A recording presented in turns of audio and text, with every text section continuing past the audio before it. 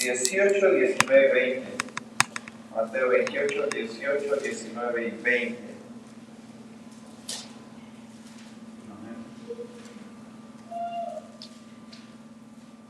Cuando ya lo tengan, lo leemos, ¿verdad?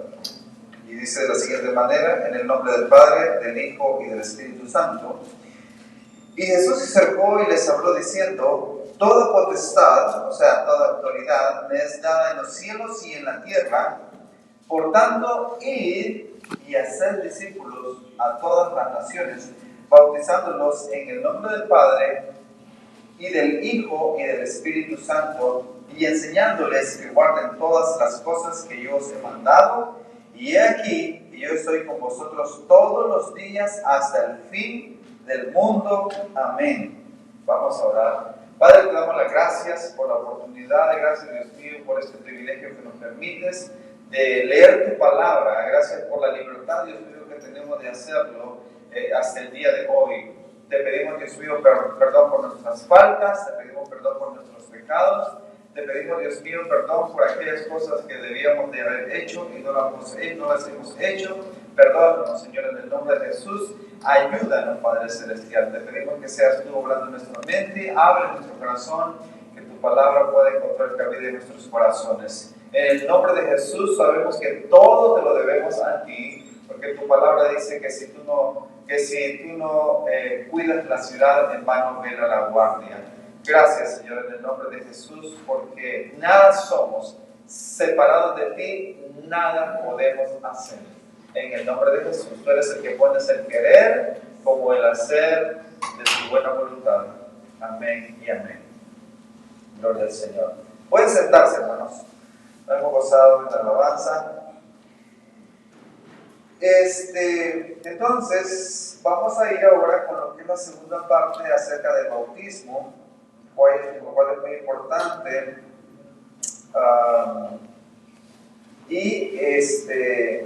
Vamos a ver algunos puntos que vimos la semana pasada. Y si alguien me quiere ayudar, ¿qué dijimos que eran algunos elementos acerca o algunas cosas que significaba el bautismo? Vimos que el bautismo y la Santa Cena son las ordenanzas que aparecen en el Nuevo Testamento, o las nuevas ordenanzas que aparecen en el Nuevo Testamento, obviamente instituidos por medio de nuestro Señor Jesucristo, el bautismo y la Santa Cena. Y también mencionábamos que, en segundo lugar, que eso es simbólico, ¿verdad? El bautismo, tanto como la Santa Cena, es conmemoración de la muerte y resurrección de nuestro Señor Jesucristo, y sirve de recordar también su segunda venida. Eso es lo que sucede en la Santa Cena. No es que el pan o el vino, el pan se convierte en el cuerpo de Cristo y el vino se convierte en la sangre de Cristo, literalmente hablando. Es simbolismo en la Santa Cena, es un simbolismo simplemente para recordar o conmemorar el acto redentor, que después de la creación, la obra más grande que el Señor ha hecho es la redención del hombre. La palabra redentor o redención es la palabra literal comprar, ¿verdad? Cuando en el tiempo de los esclavos, se tenían los esclavos en el mercado, en la plaza, y llegaban los compradores y lo compraban, ¿verdad? Ese esclavo. Algunos lo compraban para hacerlos libres, sobre todo, ¿verdad? Pagaban el precio para que esas personas fueran libres. Entonces los compraban, pagaban el precio, eran redimidos. Entonces nosotros hemos sido redimidos. Entonces, el bautismo es igual. No es que el bautismo quita pecados, no es que el bautismo purifica, literalmente hablando. Es un símbolo de la purificación, pero no es que el bautismo purifica, o sea, entonces, sino que es un símbolo. El agua, ¿verdad? El agua ya sabemos que sirve para lavar, para limpiar lo sucio, literalmente hablando, pero en este sentido es utilizado simbólicamente para lavar nuestros pecados. Pero que ya sabemos que eso sucede en realidad por medio de la sangre de Cristo que Él derramó en la cruz del Calvario. Número 3, el bautismo es un acto en el cual damos testimonio públicamente de nuestra unión con Él. Como hemos mencionado, cuando un matrimonio, ¿verdad?, un joven y una joven se comprometen, llega el momento donde públicamente van a llevar a cabo los votos de compromiso y lo hacen públicamente delante de los testigos. Así de la misma manera, lo que ya sucedió en la conversión, que ya sucedió en una persona, invisiblemente, la persona lo puede manifestar públicamente, dando testimonio que es una nueva criatura y que ha habido una conversión en esa persona. De otro modo, obviamente, no lo puede hacer y no quiere decir que alguien que no se ha convertido pueda llegar a hacer ese acto también, pero pues eso no significa nada, ¿verdad? Porque puede pasar. El caso de Simón el Mago, que cuando llegó Felipe a Samaria, él fue y también escuchó lo que sucedía, los milagros que Dios hacía por medio de Felipe, y él también creyó y fue bautizado, pero después quería quería dar dinero por el Espíritu Santo para él poder impartirlo a otros también. Y Pedro lo reprendió y le dijo que se arrepintiera y quizás Dios lo perdonara. Así que no sabemos finalmente en qué terminó ese hombre, si era una conversión verdadera o una conversión falsa. No lo sabemos porque no nos dice la Escritura. Sin embargo, parece que la reprensión pudiera ser que la reprensión pudo haber sido que haya sido efectiva en él, de que se haya vuelto a arrepentir nuevamente de corazón. Como digo, esa sería una especulación, no sabemos la ciencia cierta si se arrepintió de corazón o no. Pero bueno, no podemos decir lo que la palabra no dice, ¿verdad? Me encanta lo que dice el pastor Sujel Michelén. Ser bíblico es hablar donde la Biblia habla y callar donde la Biblia calla, ¿verdad? No tenemos que estar inventando cosas que la Biblia no dice. Entonces, eso es un simbolismo. Ahora, hemos mencionado que el ladrón que murió con Cristo en la cruz y que creyó en el Señor, aunque no dio testimonio públicamente por medio del bautismo, pero Jesús le dijo, hoy estarás conmigo en el paraíso. Sin embargo, él lo hizo en voz alta y ahí estaban, ¿verdad?, los que escribieron el Evangelio para notar que esa persona creyó y el otro no creyó, el otro se burlaba del Señor. Así es que, por ese sentido, sabemos que no nos salva el bautismo. Bueno, si el bautismo salva, entonces no necesitamos de un redentor, ¿verdad? Y si eso quita pecado, pues no necesitamos de un sacrificio. Así que es un acto de obediencia para dar testimonio públicamente de nuestra conversión. Entonces, vamos a ir entonces, el elemento exterior, según la confesión de fe del hombre de 1689, que se utiliza para esta ordenanza, es el agua. Entonces, y el bautismo es un acto seguido inmediatamente después del arrepentimiento o de la conversión. Sé que ha pasado mucho tiempo, hoy en día ha pasado mucho tiempo, y a veces no hemos hablado del bautismo. Debemos de hacerlo constantemente porque va junto con el arrepentimiento, con la conversión de la persona. Entonces, eso es lo que vamos a hacer. Nuestro primer punto es que vamos a ver que el bautismo es un acto seguido inmediatamente después de la conversión. Eso es lo que vamos a ver en algunos pasajes, sobre todo en el libro de los Hechos que nos narra Lucas. Entonces vamos a empezar con Hechos. Lucas nos habla en el libro de los Hechos, capítulo 2, versículo 37, que ese es el primer mensaje de Pedro en el libro de los Hechos. Primer mensaje, y vamos a ver qué pasó, qué sucedió en ese mensaje. Obviamente, cada uno de esos textos me gustaría que lo pudieran repasar en la casa, con toda la amplitud, ¿verdad? Con todo el texto completo, por ejemplo, el capítulo 2 en adelante todo. Ahora vamos a leer del 37 al 41 solamente, por cuestión de tiempo. Dice así: al oír, o sea, después de que Pedro les habló y de hecho los acusó directamente que ellos habían matado al Señor, ¿verdad? Al Señor Jesucristo, lo crucificaron. Entonces, ahí les estaba narrando, ¿verdad? El mandamiento número 6, no matarás. el mandamiento número 6 que dice no matarás, y les acusó directamente que ellos lo habían matado. Sin embargo, les dijo que era algo que Dios ya había planeado de antemano. Entonces dice, al oír esto se compungieron de corazón y dijeron a Pedro y a los otros apóstoles: varones hermanos, ¿qué haremos? Ahí hizo efecto el mensaje de la palabra de Dios.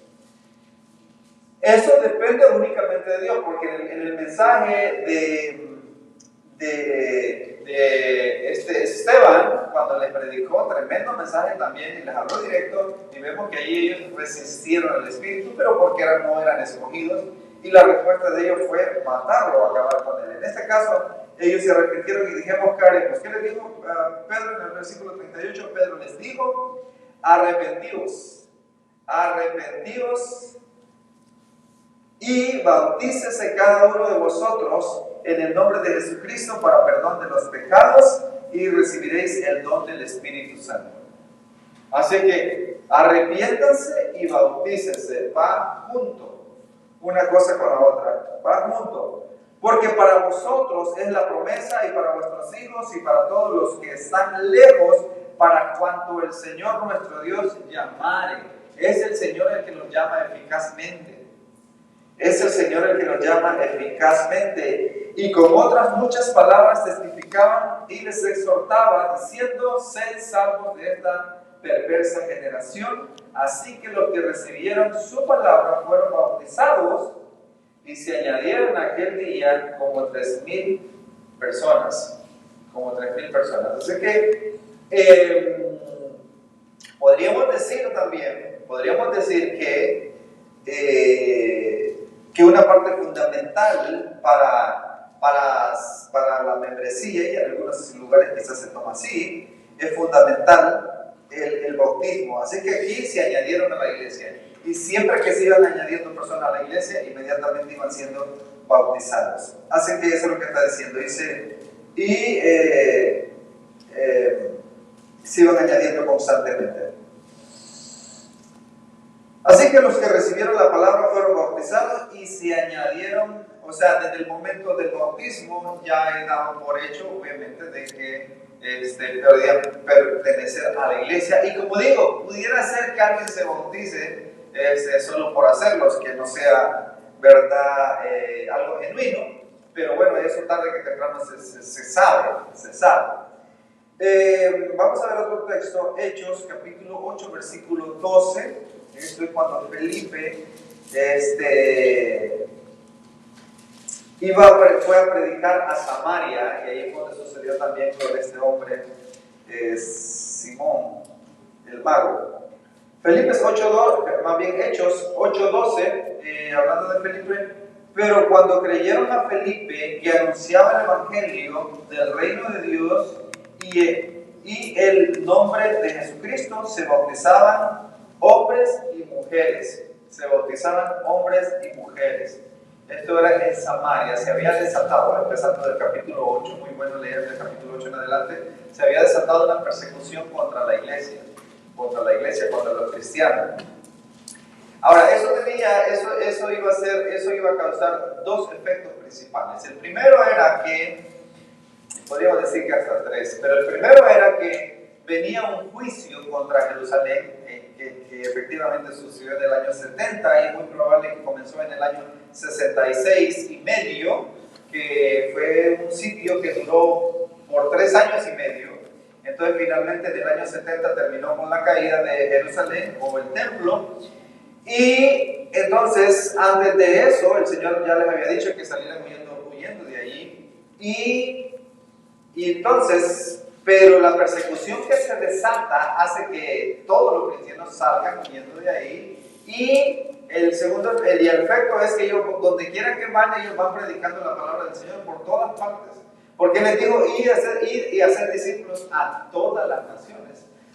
Para ser discípulos en todas las naciones es necesario es necesario avanzar, salir de allí, pero seguramente se habían quedado cómodos ahí. Entonces se levanta la persecución por medio de Saulo de Tarso, y ellos van por todas partes entonces predicando la palabra del Señor. Llegan aquí a Samaria, porque les digo también en el libro de los Hechos, y me seréis testigos en Jerusalén, en Judea, en Samaria y hasta lo último de la tierra. Entonces, donde quiera que ellos iban, o sea, les mencionaban, ahí iba a sucede el juicio, ellos huyen, sucede el juicio en la caída de Jerusalén, ellos salvan sus vidas, y a través de salvar sus vidas, pues obviamente donde van expandiendo la obra del Señor, el Evangelio, por todas partes. Entonces, y aquí uno menciona que predicaban la palabra, predicaban el arrepentimiento, inmediatamente las personas creían, y el siguiente paso era el bautismo, hombres y mujeres. Hombres y mujeres. Fíjate que aquí no dice infantes, ¿verdad? Porque hay lugares, hay iglesias donde bautizan infantes, niños, incluso iglesias de sana doctrina bautizan infantes. Entonces, pero nuestra postura es que hombres y mujeres, o sea, personas que saben lo que están haciendo, ¿verdad? Y es difícil, y eso lo dice el pastor señor Michelin también, que es difícil saber a qué edad un niño pues tiene una verdadera conversión o no tiene una verdadera conversión. Eso es bastante complicado. Dice que es bastante complicado, ¿verdad? Pero por lo regular es gente madura, gente que entiende lo que está haciendo, ¿verdad? Bueno, seguimos en el libro de los Hechos 8, 17 al 19. Hechos 8, 17 al 19. Vamos a ver, aquí ya nos está hablando de la conversión de Saulo de Tarso, que leímos la otra vez en Hechos 22, donde él está dando testimonio, pero aquí Lucas nos está hablando cuando fue su conversión. Ya sabemos que a Ananías Dios le habló que fuera y que orara por él para que recibiera la visa, y le dijo que el instrumento escogido le era a él y que le iba a enseñar cuánto tenía que sufrir por la causa del Evangelio. 17. Fue entonces Ananías y entró en la casa, y poniendo sobre él las manos dijo: hermano Saulo, el Señor Jesús, que se te apareció en el camino por donde venías, me ha enviado para que recibas la vista y seas lleno del Espíritu Santo.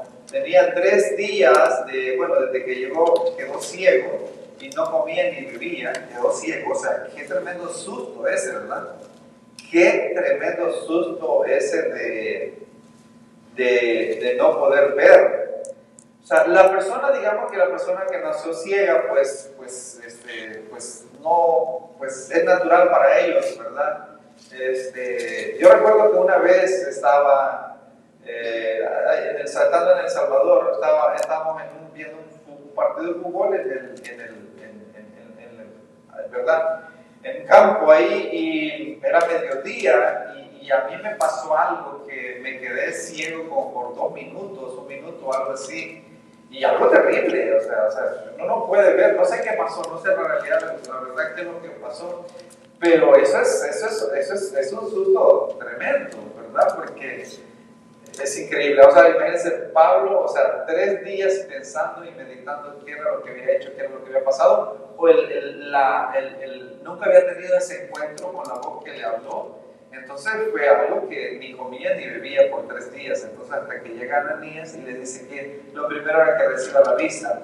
Entonces, y también que reciba y que sea lleno del Espíritu Santo.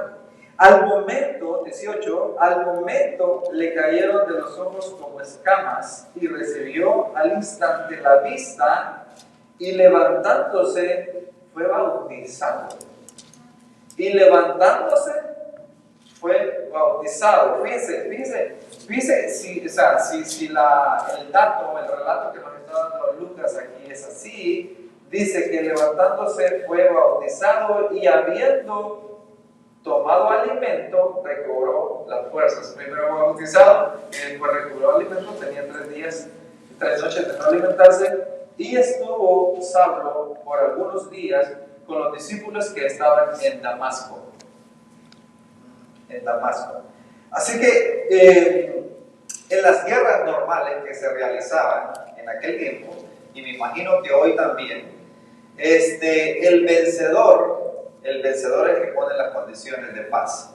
O sea, cuando el vencedor o el que ha sido vencido le manda una carta de paz al que es vencedor, o sea, una embajada, y le dice: nos damos por vencido, y ustedes ponen las condiciones. O sea, nosotros vamos a hacer lo que ustedes digan.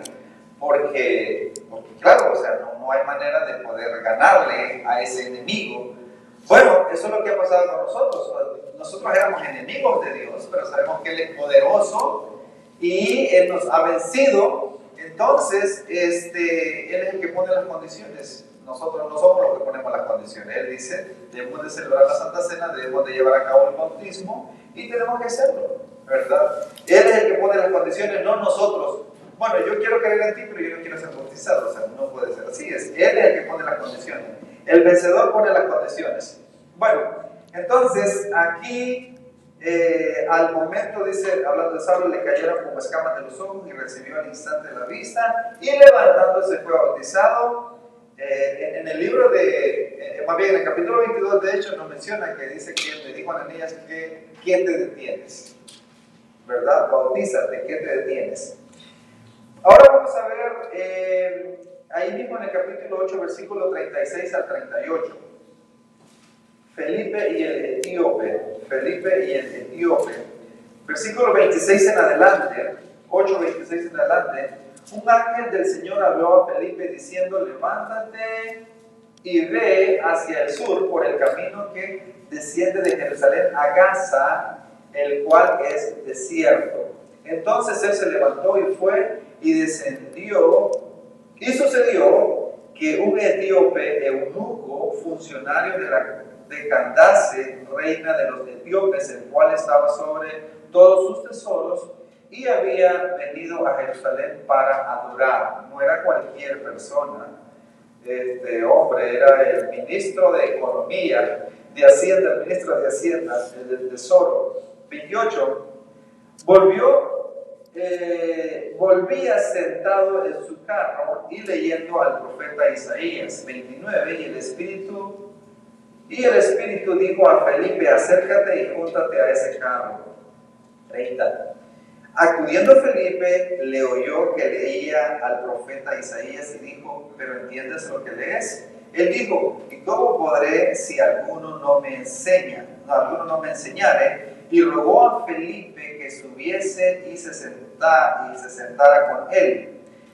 El pasaje de la escritura que leía era como oveja a la muerte fue llevado, y como cordero mudo delante de los que lo transquilan, así no abrió su boca. En su humillación no se hizo justicia, mas su generación, ¿quién la contará? Porque fue quitado de la tierra su vida. Estaba leyendo de Isaías 53. Entonces, versículo 34, respondiendo el eunuco dijo a Felipe, te ruego que me digas, ¿de quién dice el profeta esto? ¿De sí mismo o de algún otro? Entonces Felipe, abriendo su boca y comenzando desde la escritura, le anunció el evangelio de Jesucristo, el evangelio de Jesús. Y yendo por el camino, llegaron a cierta agua. Si esto se supone que era un camino que era por el desierto, porque él iba, o sea, llevaba criados, llevaba gente, o sea, incluso, ¿verdad?, lo que iba manejando, conduciendo, dirigiendo el carruaje, seguramente tirado por caballos. Si ellos sabían que el desierto, seguramente llevaban agua suficiente para tomar, ¿verdad?, porque era desierto. Sin embargo, eso no era ese agua. Ya mencionamos que el agua es el elemento que se utiliza para llevar a cabo el bautismo, pero no era lo suficiente para ser bautizado. Tenía que ser sumergido en agua completamente. Entonces, yendo por versículo 36, yendo por el camino, llegaron a cierta agua, y dijo el eunuco, aquí hay agua, ¿qué impide que yo sea bautizado? Felipe le dijo, si crees de todo corazón, bien puedes. Bien puedes. En otras palabras, pudo haberle dicho también, bueno, si no crees de verdad, entonces no lo hagas. Pero le dijo, si crees de todo corazón, bien puedes. Y respondiendo, dijo, creo que Jesucristo es el Hijo de Dios. La otra vez que estudiamos acerca de la nueva versión internacional, nos dimos cuenta que ese texto que ellos utilizaron para hacer la nueva versión internacional y otras Biblias más, incluyendo la traducción del Nuevo Mundo, la de los Testigos de Jehová, tienen quitado esos versículos. Todos los versículos que tienen que ver con la divinidad de Jesús los tienen mutilado porque fue hecho de un manuscrito corrupto, un manuscrito corrompido. Entonces, estos versículos los tiene mutilados. Eso, y ellos argumentan que en el original no está, y por supuesto que ya hemos hablado de ese tema, que sobre todo la Reina Valera fue del manuscrito Receptus, o sea, el manuscrito más antiguo que ha existido, o también el que fue aceptado por la iglesia de los primeros siglos. Entonces, y eso de esa nueva versión internacional, pues el propósito es ese, quitar o anular o debilitar la doctrina de la divinidad de Jesús como Dios. Ya sabemos. Entonces, pero volvemos al tema. Entonces creo que Jesucristo es el Hijo de Dios y mandó parar el carro y descendieron ambos al agua. Descendieron ambos al agua. Y Felipe y el eunuco y le bautizó. Felipe y el eunuco y le bautizó. O sea, descendieron al agua, o sea, el elemento es el agua, y ya vamos a ver que es muy importante esto. Y vamos a ver un pasaje más adelante donde dice que Jesús, aquí dice que descendió, pero que Jesús subió del agua, entonces estaba sumergido. Entonces, de hecho, la etimología de la palabra bautismo en el griego quiere decir sumergir en algo. Sumergir en algo, entonces tiene que ser sumergido. Es lo mismo como cuando van a teñir ropa o a pintar telas, se tiene que sumergir en agua completamente para que sea el efecto que se quiere. De otro modo, no se logra. Entonces eso significa la palabra literal, sumergir, o la traducción. Bueno, entonces ambos descendieron al agua. Entonces aquí este hombre estaba consciente de que él creía que Jesús era el Hijo de Dios y por esa razón estaba siendo bautizado. Por eso que decimos de los infantes, o sea, no sabemos hasta qué momento un infante puede decir, un niño puede decir, si yo creo que Jesús es el Hijo de Dios, o simplemente está siguiendo la fe de sus padres. Entonces tiene que ser algo que sea consciente la persona que lo está haciendo. Por el otro lado, mientras son niños, el Señor dijo: dejad a los niños venir a mí, no se los impidáis, porque de los tales es el reino de los cielos. No es que, como decían, por lo menos en el tiempo de la Reforma, que si morían sin ser bautizados los niños, después iban a reencarnar en animales o en mosquitos o en cosas así, un montón de cosas que se inventaban, y por esa razón le metían miedo a la gente y por esa razón los niños tenían que ser bautizados. Pero detrás de todo eso lo que estaba es dinero, porque tenían que pagar para ser bautizados. Entonces, pero eso no es lo que vemos en el libro de los Hechos. Eso no es lo que vemos en la iglesia primitiva. Entonces, ahora vamos a un pasaje más para salir de este punto. Hablando de Cornelio en el capítulo 10, versículo 34 al 48, también es muy importante leer todo el capítulo, desde el capítulo 10 en adelante del libro de los Hechos, para que conozcamos bien la historia, y así sucesivamente. Entonces dice así: este hombre era un centurión romano, que era piadoso, hacía oraciones y también hacía limosnas, y esas oraciones fueron llegadas del Señor, y él vio una visión y mandó a traer a Pedro para que Pedro le explicara más del Evangelio. Recuerde que él no era judío.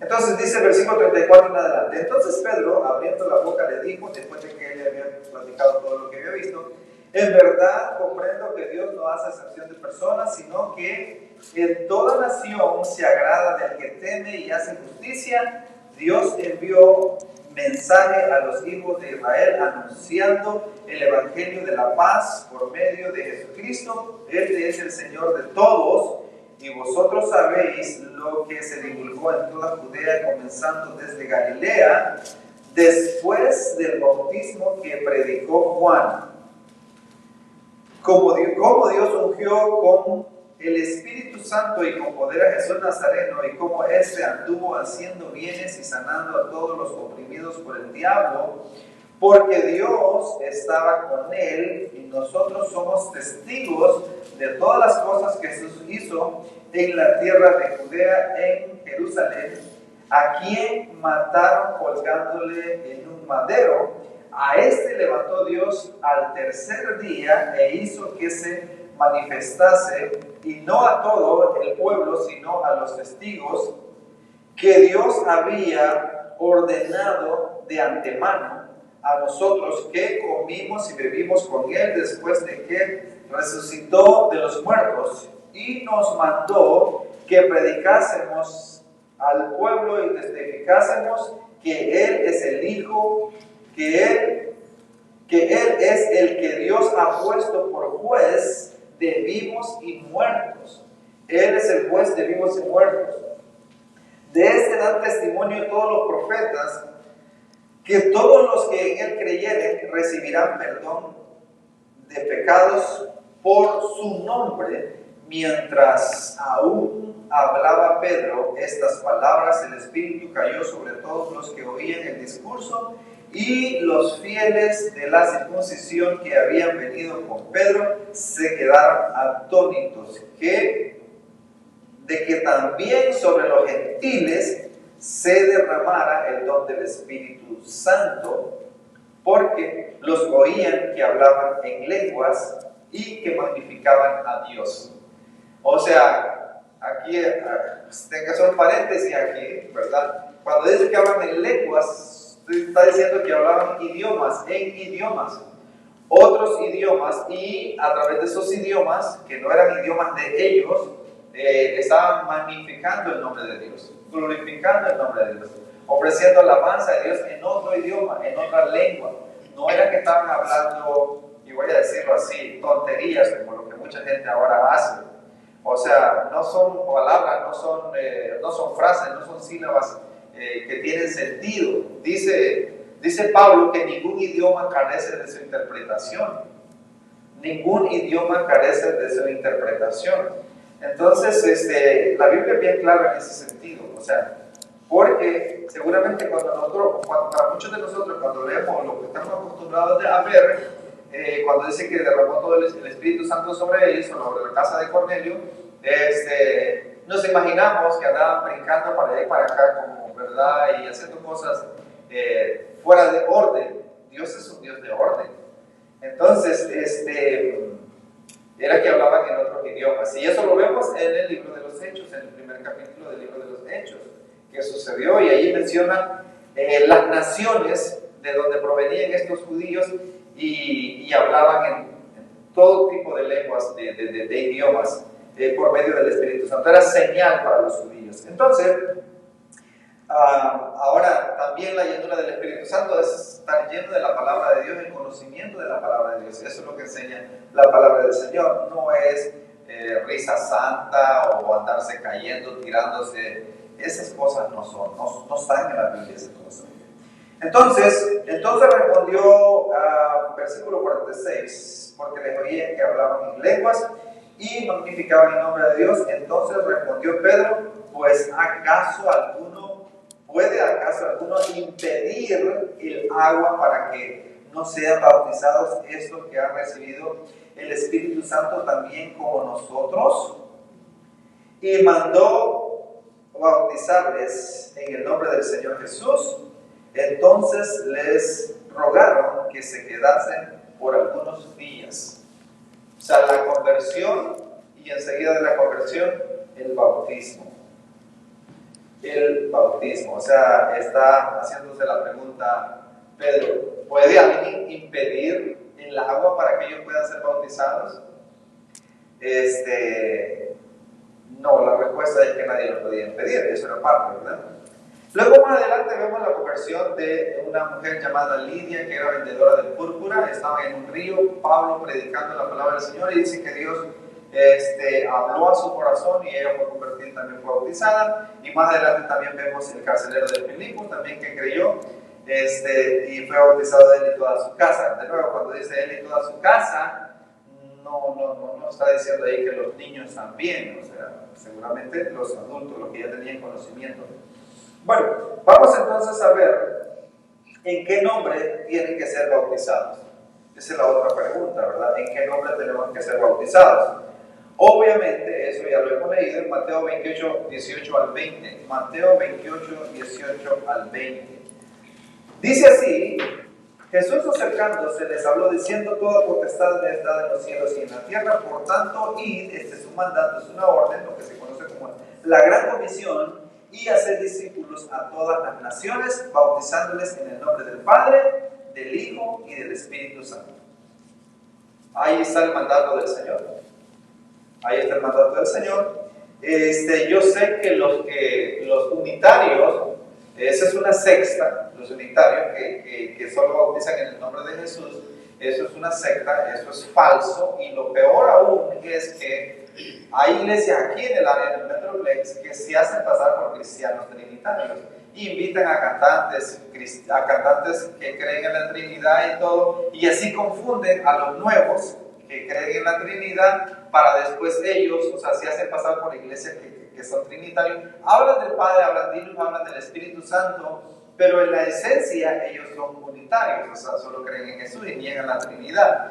Entonces, y cantantes, como digo, cristianos, o sea, que creen en la Trinidad, están ahí participando y así confunden a la gente. Entonces sutilmente se hacen pasar por cristianos verdaderos, por una iglesia verdadera, cuando son una secta. Son una secta. Eso no es algo nuevo, a eso se le llamó modalismo, desde los primeros siglos de la iglesia primitiva. Modalismo.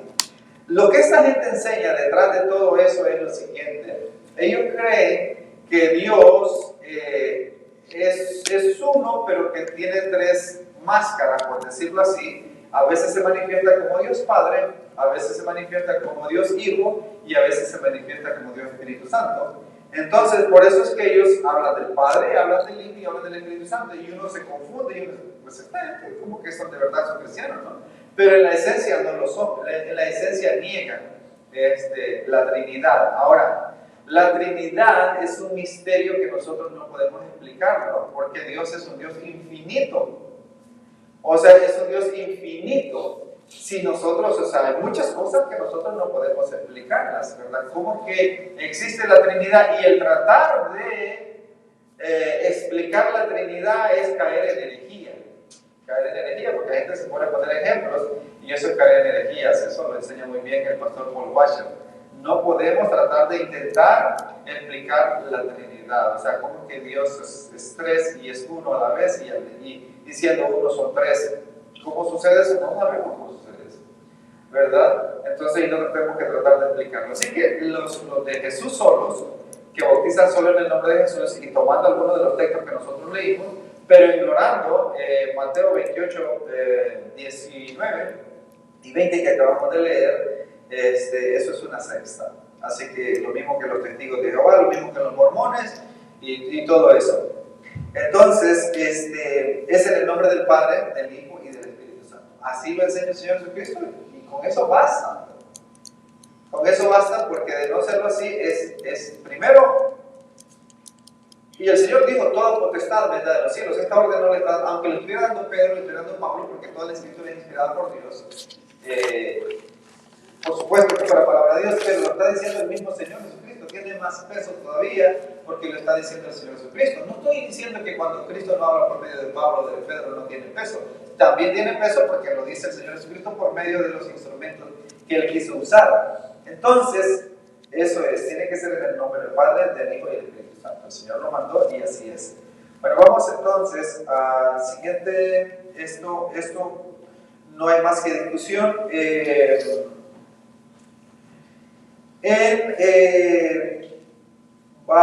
Hay un texto que lo vamos a ver también más adelante, pero lo explico ahorita.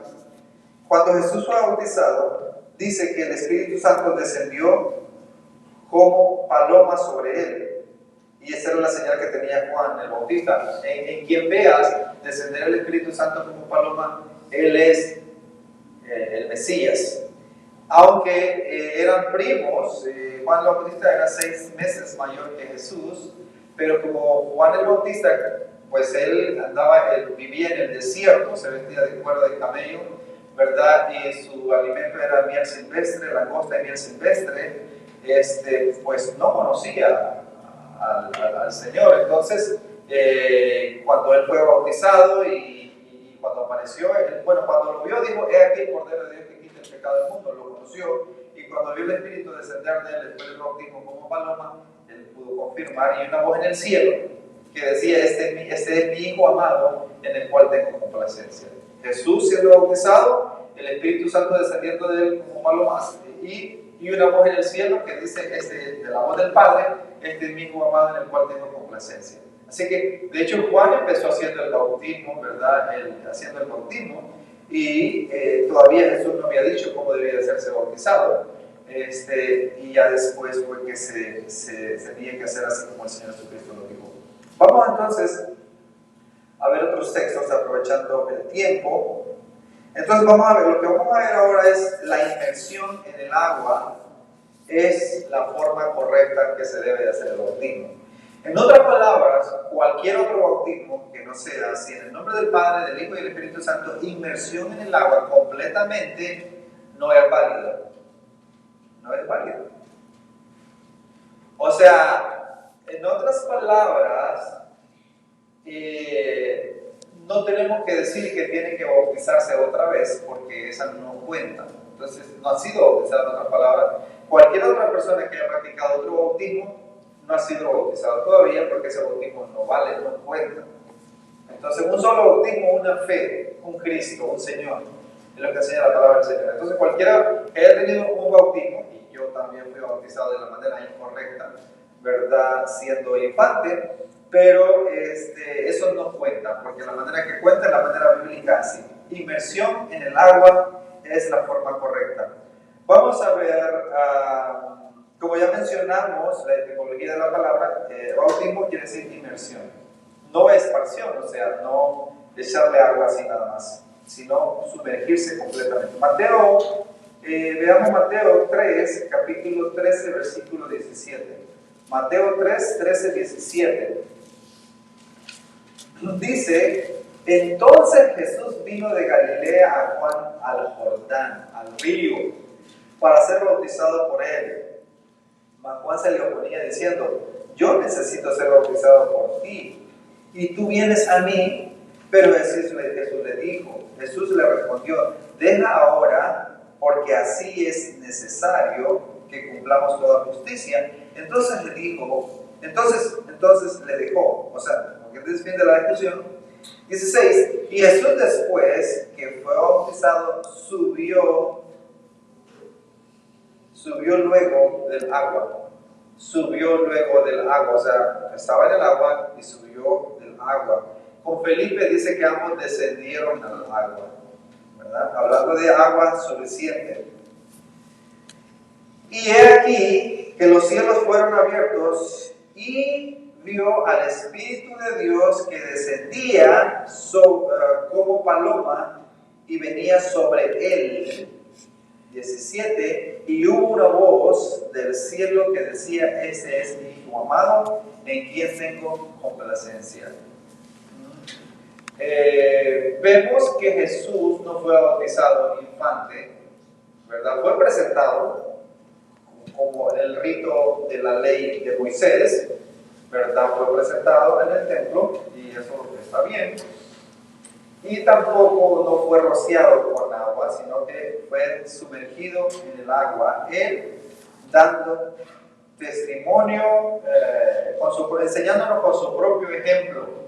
Juan el Bautista estaba en lo correcto diciendo: tú no necesitas ser bautizado, yo necesito ser bautizado por ti. Realmente sí, el Señor no necesitaba, pero dice la Escritura que el que no conoció pecado se hizo pecado por nosotros. Pero él no necesitaba ser bautizado, lo hizo, ¿verdad? Para enseñarnos a nosotros. Deja que sea necesario que cumplamos toda justicia. Evangelio de Juan, capítulo 3, versículo 23. Juan bautizaba también en Enón, junto a Salim. ¿Por qué? Porque había ahí muchas aguas. Era necesario que hubiera aguas abundantes y venían y eran bautizados. O sea, tiene que ser en agua abundante para que sea sumergido el cuerpo completamente. O sea, tiene que ser como el Señor dijo que se haga. O sea, el vencedor es el que pone las condiciones y nosotros obedecemos. Ya vimos Hechos 8:38, y mandó parar el carro y descendieron ambos al agua, Felipe y el eunuco, y le bautizó. ¿Verdad? Entonces descendieron al agua, había mucha agua. Marcos 1:5 dice, y salían a él toda la provincia de Judea y todos los de Jerusalén, y eran bautizados por él en el río Jordán, confesando sus pecados. Entonces, es con agua, es sumergido en el agua completamente, y es enseguida, inmediatamente después de la conversión. O sea, puede ser una semana, puede ser 2 semanas, puede ser 2 meses, pero lo más rápido posible que una persona decidió seguir a Cristo, decir, bueno, estoy listo. O sea, está convencido. Cuando una persona está convencida que no hay otro medio de salvación que solamente por medio de Jesucristo, pues hay que esperar, ¿verdad? Hay que esperar si no hay otro Salvador. Él dijo, yo soy el camino, la verdad y la vida, y nadie viene al Padre sino por mí. Entonces no podemos seguir esperando. Cuando uno es joven, uno piensa que tiene mucho tiempo por delante, pero uno no sabe. La verdad que vivimos el hoy, el presente, mañana no sabemos. Entonces, por lo tanto, lo que tengamos que hacer, tenemos que hacerlo hoy, porque no sabemos. ¿Verdad? Dios nos ha dado la oportunidad, el privilegio de estar vivos hoy, y en cuanto antes posible, tenemos que hacer lo que tenemos que hacer para poner nuestra casa en orden. Me refiero a nuestra vida en orden, ¿verdad? Vamos a leer el último texto y así vamos a estar terminando. Que parte de este texto parece que ya lo vimos el domingo pasado. Romanos 6:1-4, hablando del simbolismo del bautismo. Romanos 6:1-4. ¿Qué pues diremos? ¿Perseveraremos en el pecado para que la gracia abunde? En ninguna manera. Porque lo que hemos muerto al pecado, ¿cómo viviremos aún en él? ¿O no sabéis que todos los que hemos sido bautizados en Cristo Jesús hemos sido bautizados en su muerte? Porque somos sepultados juntamente con él para muerte por el bautismo, a fin de que como Cristo resucitó de los muertos por la gloria del Padre, así también nosotros andemos en vida nueva. O sea, en otras palabras, lo que estamos haciendo en el acto del bautismo, aparte que es una obediencia, un acto de obediencia que tenemos que hacerlo, estamos anticipándonos a ese momento de la resurrección, que cuando nuestro cuerpo sea glorificado en el fin de este mundo. Amén. Es algo maravilloso, es algo muy bonito, ¿verdad? Recordar ese momento y que nuestra vida, nuestro cuerpo ha sido purificado. Nos ponemos de pie entonces para dar gracias a Dios.